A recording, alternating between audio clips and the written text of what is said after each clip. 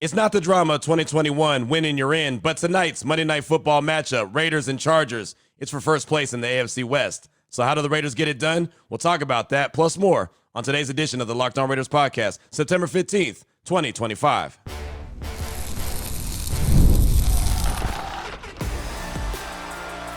You are Locked On Raiders, your daily Las Vegas Raiders podcast, part of the Locked On Podcast Network, your team every day. And welcome in, Raider Nation, to another edition of the Locked On Raiders podcast. Thank you so much for making the show your first listen of the day. We definitely appreciate you. If you're catching the show wherever you find your favorite podcast, or you're checking us out by way of the YouTube page, you know we appreciate both. The show continues to grow each and every day because of your consistent support and the great job that my man Ari does behind the scenes, making sure we look good and sound good each and every day. So we shout him out. We appreciate him. He's on Twitter at Ari Produces. You can hit me up as well at your boy Q254. And if you want to be a part of the show, the Locked On Raider podcast voicemail line is for you, 707-654-4693. As a matter of fact, we'll hear from you as we close out the show. A lot of good calls, a lot of good texts, including subjects about the Chiefs and the Broncos losing on Sunday. Chiefs are now 0-2 on the season. The Broncos 1-1, meaning the Raiders and the Chargers, who square up tonight, are the only teams without a loss in the AFC West. The battle of first place is tonight. So we'll hear from you closing out the show, segment number 3. Segment number 2, I talked about how are the Raiders going to get it done. I always like to give keys to victory on the last show before the game, and since it's Monday Night Football, we get to do it today. So in segment number 2, we'll look at all phases of the game, coaching, special teams, offense, defense, you name it. We'll talk about it. That'll be in segment number 2. Segment number 1, news and notes of the day that really just has to do with the injury report and the availability of some of the Raiders and also Chargers. So let's go ahead and jump right into it. We got our final injury report on Saturday afternoon. We'll find out today about 90 minutes before kickoff who's going to be inactive. But for the Raiders, Brock Bowers, who did not participate in practice on Thursday or Friday dealing with a knee injury, was limited on Saturday, questionable. That is his game status for tonight. Landon Roberts, dealing with the elbow, the sprained elbow he suffered in Sunday's game against the Patriots. Did not participate on Thursday, limited on Friday, full participant on Saturday, so he should be good to go. I got a chance to kind of talk to him in the locker room a little off to the side, and he was pretty excited and fired up about tonight's game. So look for E-Rob to be out there, and another healthy guy, veteran guy in that linebacking room is a big deal. And then Jackson Powers-Johnson, concussion, was not listed on Thursday, did not participate on Friday, did not participate on Saturday. He is officially out. So you know there's no JPJ. That means Alex Kappa will be in for the Silver and Black. For the Chargers, they have a little bit more on their injury report than the Raiders do.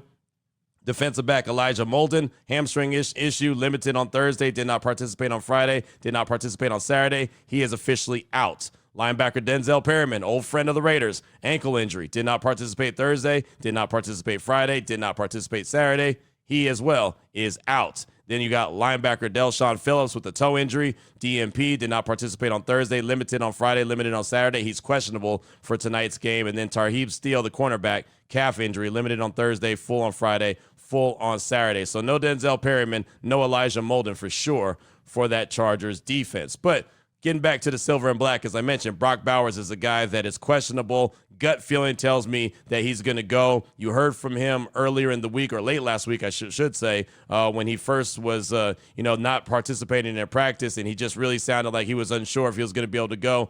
My gut feeling says he's going to give it a try. We did catch up with him for a few more seconds in the locker room on Saturday, and the first question he was asked was about Big Mike and the job that he did on Sunday against the Patriots. And then obviously we got to, well, how are you feeling? What do you think about Monday? No, yeah, he's a man. I mean, he just went out there and played the way he always plays. I mean, he's a baller, and when he does his thing, I mean, when he gets the ball, he does great things with it. So it's good to see.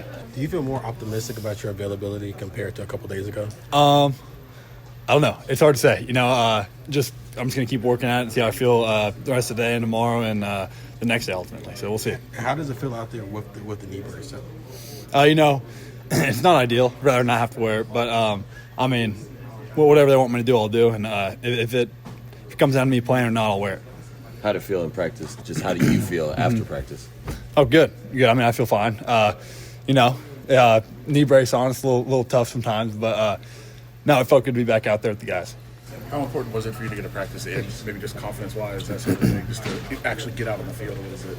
Yeah, no, it felt good, especially to run routes with live action stuff. It felt good to kind of get back in that flow. So there's Brock Bowers right there. I mean, look, he's got the compression sleeve on his leg. My gut feeling is he's going to go. My gut feeling also is going to be that he's probably going to be more of a decoy, and I think that you'll see a lot more of Michael Mayer. But we'll, of course, talk about that coming up in segment number 2 when we talk about keys to victory. And Alex Kappa, he's now going to slide into that spot at the right guard where JPJ was. And when we got a chance to talk to Alex in the locker room, the injury report wasn't out yet. So we didn't know that Jackson was officially out. We pretty much thought he was going to be out because of concussion. Again, it's not just you wake up and you feel better. You got to go through the concussion protocol. So he wasn't actually able to say, oh, yeah, I'm going to start. I'm going to be ready to go. But we just kind of basically hinted at it. So here's about a minute and a half with Alex Kappa, who will be starting tonight at the right guard spot. Sports, football, it always has a way of circling back to you and have to be ready when the number gets called. How prepared are you to get out there on Monday?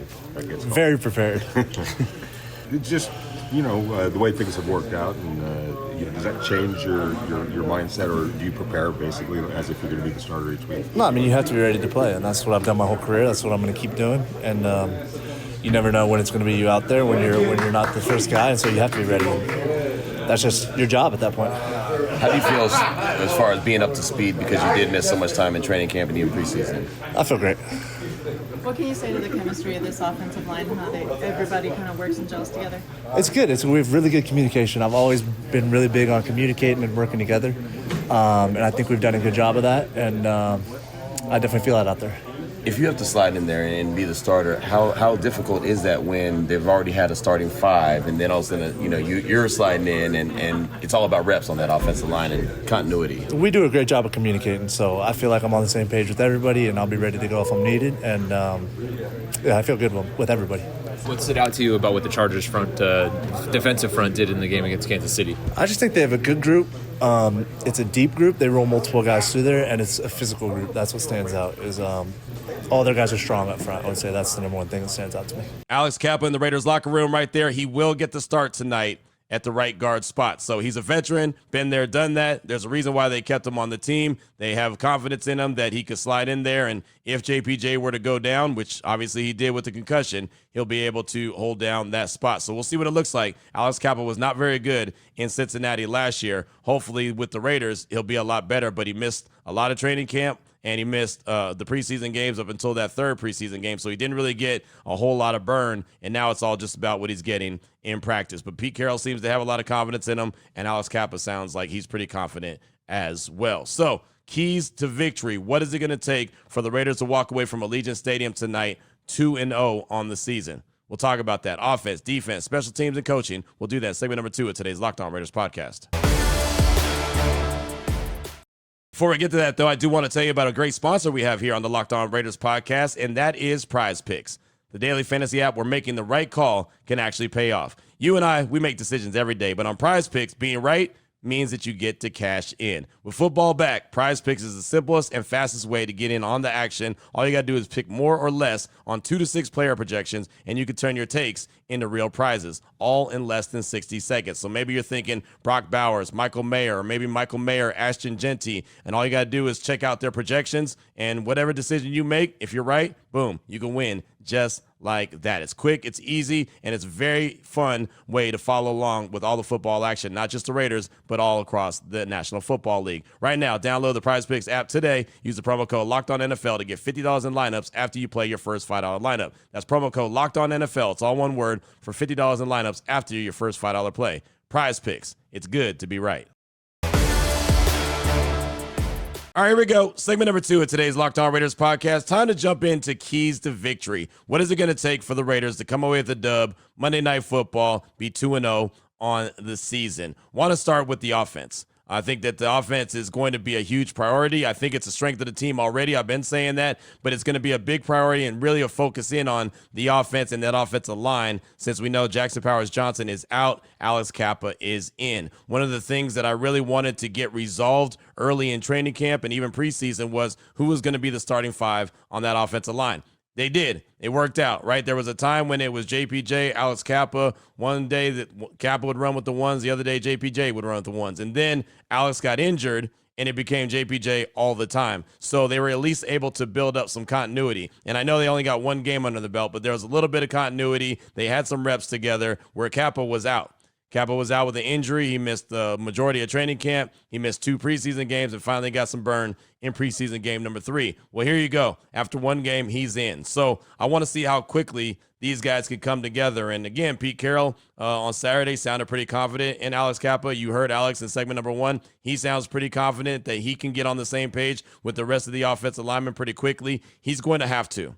They're going to have that be one cohesive unit. And they're going to need a better ground game than they had on Sunday against the Patriots. They're not going to be able to win this game if they only get 56 yards on the ground. And I'm not worried about the production for Ashton Genty. I think he's going to be just fine. I'm not worried about he carried the rock 19 times for 38 yards and everyone's freaking out because, oh my gosh, you got him number 6 overall and that's the only production you got. Look, I was happy that he carried the ball 10 times in the fourth quarter. That was a big deal. That helped salt the game away. But this team is going to need close to 100 yards, if not over 100 yards, in this game against the Chargers. The Chargers are not the Patriots. The Chargers are a step up in weight class. Now, I'm not saying the Chargers are the end-all, be-all, but what we saw in a one-game small sample size against the Chiefs looked pretty stinking good. So you know that the Raiders are going to have a more balanced attack. We know Geno could throw the ball around the yard, but it needs to be much more balanced than what it was. He threw for 362, and the Raiders only ran the ball for 56 yards. I'd like to see it a lot better, a lot more even out than what it was. So that's going to have to be a big key, something to focus in on, that offensive line gelling and that ground game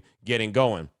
Now, as far as the weapons go, we know what Brock Bowers brings to the table, but we also know he's questionable. I think that he's going to give it a go. That's just my gut feeling, but he does have that compression sleeve on his leg, and as he said, it's not great to have it on there, right? He would rather not have it, but you got to do what you got to do to be able to protect yourself. So I do think that he's going to give it a go. I just don't know how effective he's going to be. I mentioned it late last week that I think it's going to be a Big Mike show and a Big Mike game, and I still think it's going to be a Big Mike game. I think that he can start to really do a lot of the heavy lifting. I think Ian Thomas is a guy that you'll see as well. Obviously, the other weapons are there. Jacoby, Dante Thornton Jr., Jack Besh. I think you'll see him get, worked into the mix a little bit more as well. Trey Tucker, continue to get him involved. But I think you'll see a lot of Big Mike. You might even see a lot of Ian Thomas based off of what happens with Brock Bowers. Again, questionable for the game, so I don't know 100% if he's going to go. But again, that's just kind of my gut feeling is that he's going to at least try. I would test the middle of the field.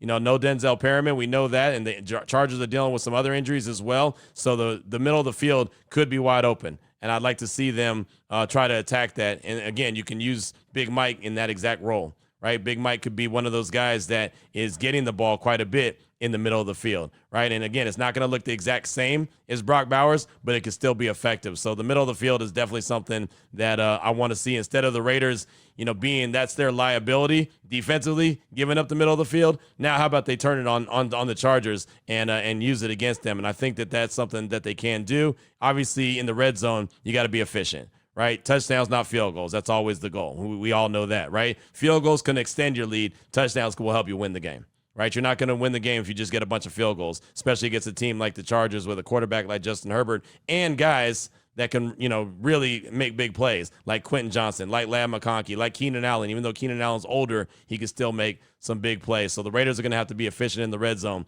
Touchdowns, not field goals, which immediately takes me to the defensive side of things. Pressure. They're going to have to get pressure on Justin Herbert early. They can't come out in the second half and then start to get home to the quarterback. They're going to have to do that early. Max Crosby's going to have to get home. Adam Butler's going to have to get home. Thomas Booker. And I know all these guys aren't necessarily going to get to the quarterback, but Book and Butler can really stop the run early on. Again, I say that this Raiders defense is really built to try to stop the run and then be able to have an opportunity to pin their ears back and get after the quarterback. But they're going to have to get that pressure early on, right? And keep contained as well. When you do get an opportunity to get to Justin, you got to keep contained. You cannot do like Chris Jones did when they were playing the Chargers and he decided he was going to be the hero and jump inside. Then Justin Herbert just skirted right around him, got 19 yards, picked up the first down and won the game.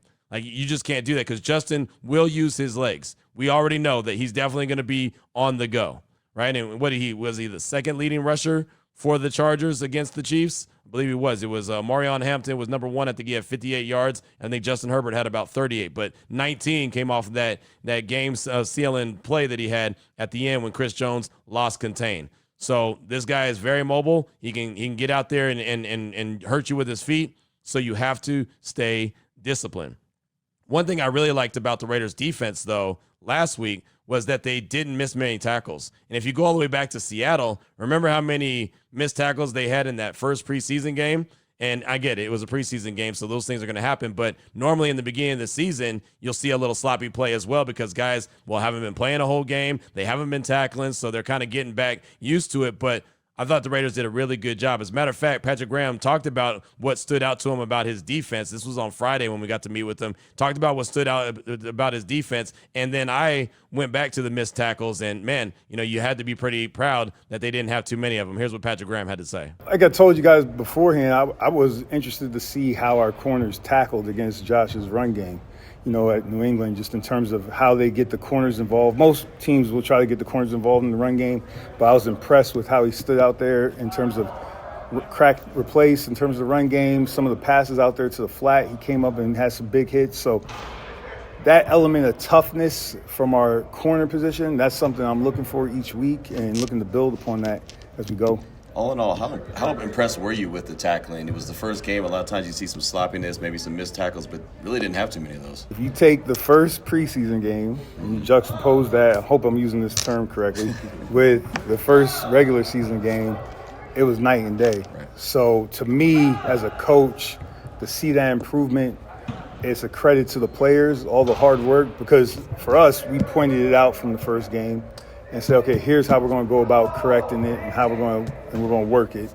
And the guys really bought into it, and it showed up the first week, and we'll see how it goes this week. But we got to keep working it. So I like the fact that they were able to get the ball carrier to the ground, right? They limited the yak, right, the yards after the catch, which is something that they're going to have to do. But with that being said, the secondary is going to have to be a lot stickier in coverage than they were last week. Right, the Patriots had too many guys that were running wide open. And again, I mentioned them before. Keenan Allen, Quentin Johnston, Ladd McConkey. Those dudes, they will run free and they will run wild. Right, those guys can make big plays if you let them have as much space as the Raiders let the Patriot wide receivers have. This is, again, a step up in weight class. You've got to be better when it comes to the stickier coverage. So, you're going to need Caillou Blue-Kelly be sticky, right? Eric Stokes, sticky. Darnay Holmes, right? If Darian Porter gets in, him too. They all have got to be better, right? They got to be improved from what you saw in week one. Again, it was okay when the ball carrier caught the ball and then the Raiders were able to tackle him immediately, but now they got to get some more PBUs. And a couple of interceptions would be great too,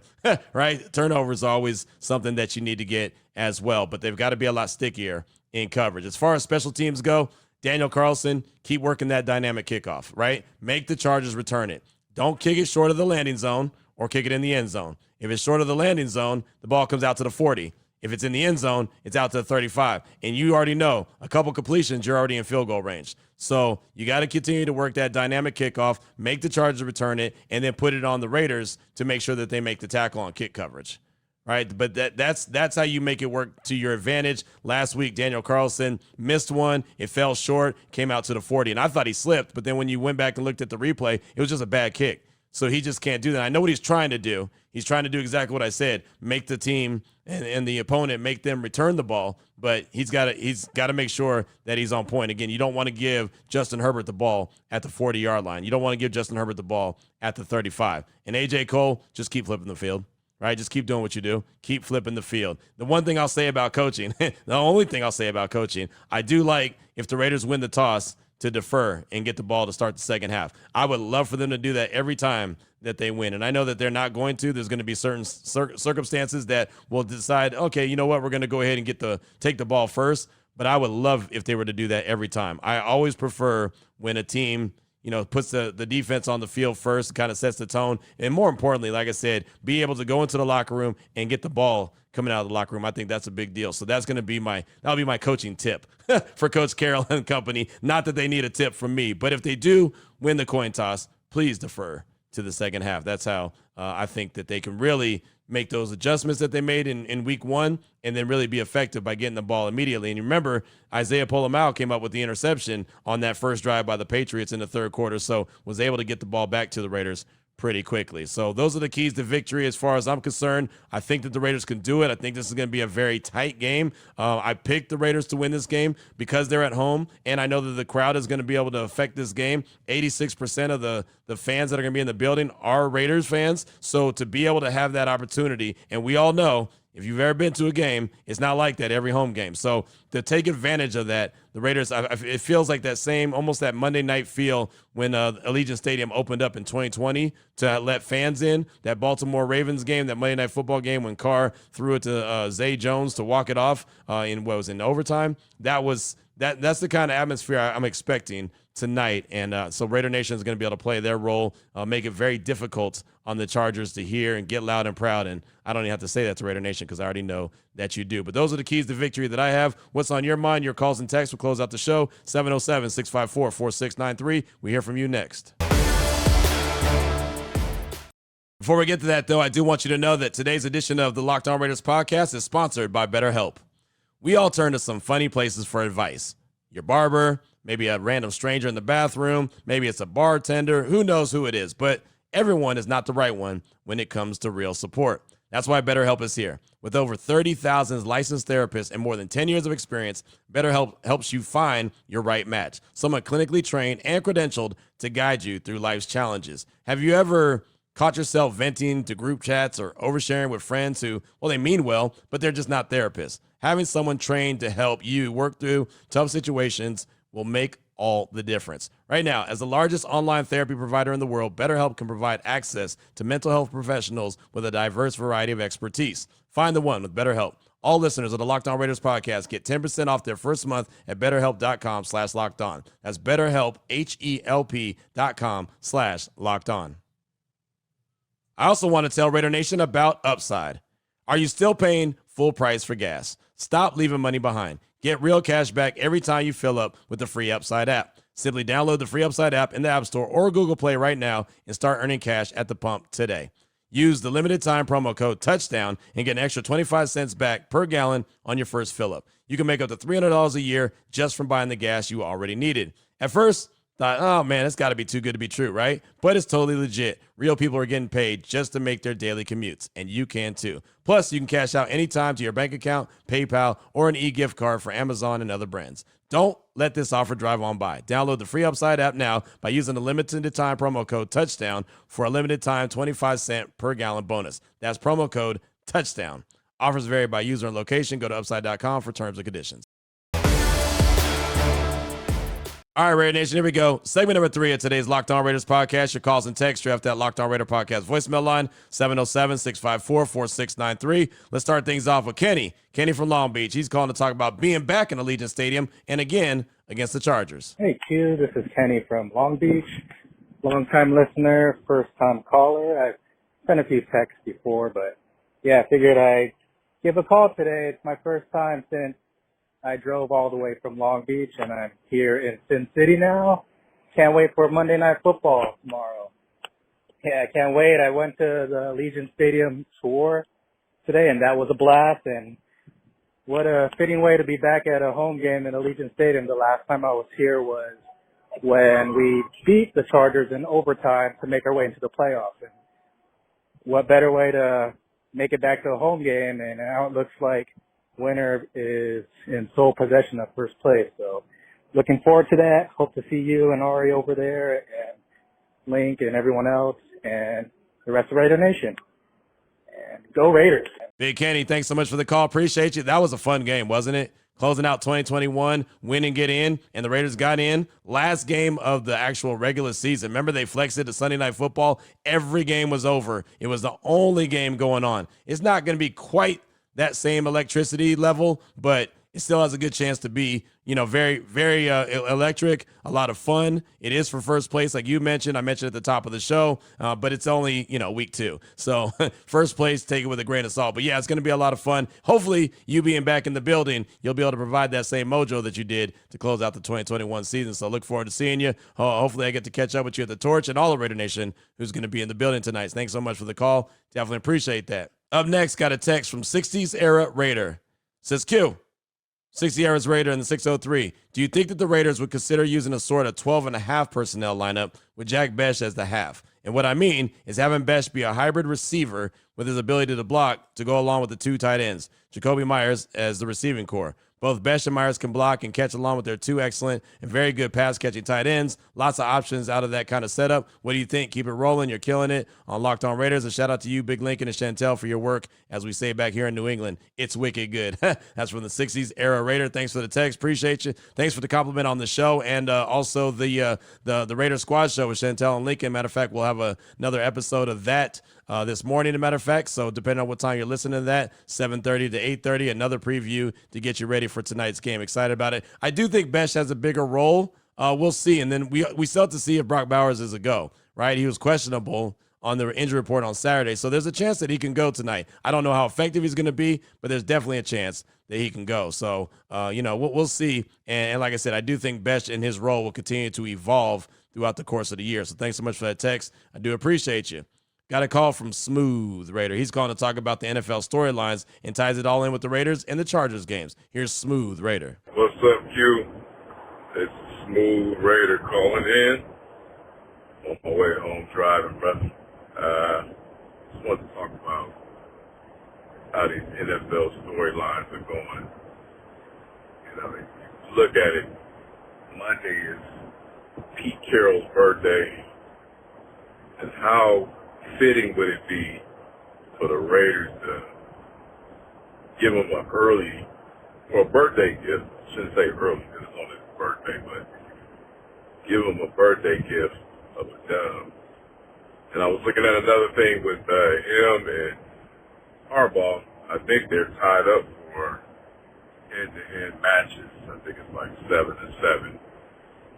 How fitting would it be for him to win on his birthday and break that tie? I can see it happening. The NFL likes these storylines and, likes that drama and all that stuff. So, and also I was looking at some other statistics. We have one of the hardest rest schedules that I've seen in a long time. We barely get any rest. The next game, the Washington Commanders, going to have extra days of rest while we're playing on a short schedule, a short rest schedule. I don't know. It seems like the NFL does it like that all the time. But, like with anything, it's adversity. And we just have to get through it and not make excuses. Let's come up with this dub. And hopefully we can bring it home for Pete Carroll for his birthday.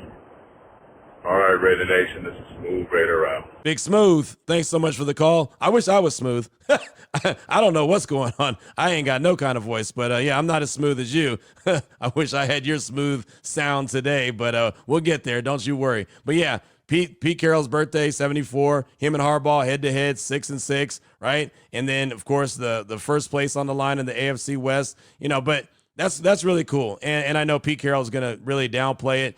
He's really good. Matter of fact, in primetime games, I got this little rundown, things to look for. Head coach Pete Carroll owns a 41-22-1, which is 648 record in primetime games as a head coach in the NFL. His 648 win percentage ranks third in NFL history among head coaches with at least 50 primetime games, only behind John Harbaugh and Don Shula. So not bad. Not bad. So as far as like the travel and everything, as Lincoln always tells me, hey, man, They are taking so good of care, right? From their hotels, from their flights, everything's chartered, everything's good. And if they're going to have like a tough schedule to start the season as far as travel, like back and forth, I'd rather them have it now when they're still somewhat fresh, as opposed to later in the season where they're all battered and bruised and banged up and all that, and then have to deal with it as well. So just kind of take it for what it is. And I know Pete Carroll's not going to let it be a problem. He's going to handle it just like he handled it week 1, and he'll handle it, tonight, and he'll handle it for week 3. It's just kind of who he is. But thanks so much for the call, Smooth. I definitely appreciate you. Pass some of those smooth vibes my way, please. I need them. Up next, got a text from Raider Nation Mason. What's up, Q? It's Raider Nation Mason. I don't have a question, but I have a statement. Yesterday, the Broncos and the Chiefs both lost. That means the AFC West is up for grabs tonight. Some people might say to tune out all the negative things that people have said about us all offseason. I say, nah, blast all of it. Put it on a playlist. Listen to it. Embrace it because we like it. We like to be the underdogs. That's what the Raiders are. We come in when everyone thinks it's easy, and we make it really hard on them. It's our house. We need to remind the world that Las Vegas is a Raider Nation. And by the time we're done, the Raider Nation is all of America. Thanks, Q. Raiders. That's from Raider Nation Mason. Yeah, that's what they need to start doing at Allegiant, is establishing a home field advantage. There's no doubt. They've got to make Allegiant be a problem for other fans, and not fans, but the other teams to come in and discourage other fans to show up as well. And tonight it's going to be blacked out. You'll start to see what it looks like when it's an absolute Raider crowd, and that's something to get excited about. Now the Raiders have to reward Raider Nation for being there, right? Go out there, put on a hell of a show, go win that game. So thanks so much for that text. Definitely appreciate you. We'll close out with a call from Mac in Seattle. He's calling to ask a really good question about Jackson Powers Johnson. Here he is, Mac in Seattle. Hey, what up, Q? This is Mac from Seattle. I just got a quick question for you, and I'm kind of curious about your thoughts on this. What do you think about JPJ and his career in the long run? I just feel like there's been a lot of concussion scares, or at least injuries, since he's been with us. And I also feel like, I did some looking around and saw some reports prior to him being drafted that there was a lot of concussion history for him. And that kind of had me wondering, is it too soon to hit the panic button on him? Because when you really think about it, all these head injuries, at some point he's gonna give into it. And so from a business standpoint, I'm kind of just wondering, do we keep holding on to him and hoping for the best that he can stay healthy? Do we try to find a replacement for him? Mac, thanks so much for the call. And yeah, I think it's a great question. I don't think you're overreacting at all, right? Concussions were an issue in college for JPJ. It's the reason why he dropped to round 2. It's something that the Raiders got to deal with. I actually got a buddy that covers the Cowboys, and the Cowboys were looking for a center in the draft when Jackson got drafted by the Raiders, and they liked him. But my buddy that covers the Cowboys told me they took him off of their board because of those concussions. Like they liked him a lot, what he was able to bring to the table, but because of that concussion history, they took him off their draft board. So that tells you all you need to know. And head injuries are no joke, man. They are no joke. You've got to be able to, at some point, you got to make a decision, or someone's got to make a decision for you, right? He's already got a helmet that is a really big helmet that makes it, to me, I think it's trying to help him avoid getting head injuries. But yeah, that's scary stuff, man. That's really scary stuff. So like I said, at some point, he's going to have to make a decision, or someone might have to make a decision for him. But those head injuries, he can't afford to have too many more concussions, and he's already dealt with it the first 2 years in the league. So thanks so much, Mac, for that call. Really good stuff. That's going to do it for me. Hopefully my voice will get better and we can move forward. But yeah, we'll be good to go. I got the Raiders Squad show with Chantel and Lincoln. Also got a little preview I'm going to be doing on ESPN Los Angeles. I guess the best way for my voice to get better is actually to rest it. But instead I keep doing more. But it's okay. That's what we do. So we'll have fun at the Torch tonight. We'll have fun at Allegiant Stadium. I'll probably get there maybe around 5:30. I got to be at Silver Sevens from 2 to 5, and then I'll ride right over there to the stadium. And like I said, I'll be at the Torch probably until about, 30 minutes before kickoff or so, and then I'll go to the press box. So there it is. There it was. So enjoy the game, Raider Nation. If you do come to the game, definitely want to see you. Say what's up at the Torch. If not, just enjoy the game. The podcast tomorrow will definitely get out later. Not going to get home till probably around midnight, maybe after midnight, so it's not going to be up at the normal time. But don't worry, we'll still have a show no matter what. Win, lose, tie, whatever we're going to do, we'll have a show coming up tomorrow for sure. So until tomorrow, Raider Nation, take care of yourself, take care of your family, love on your family. Most importantly, as always, just win, baby.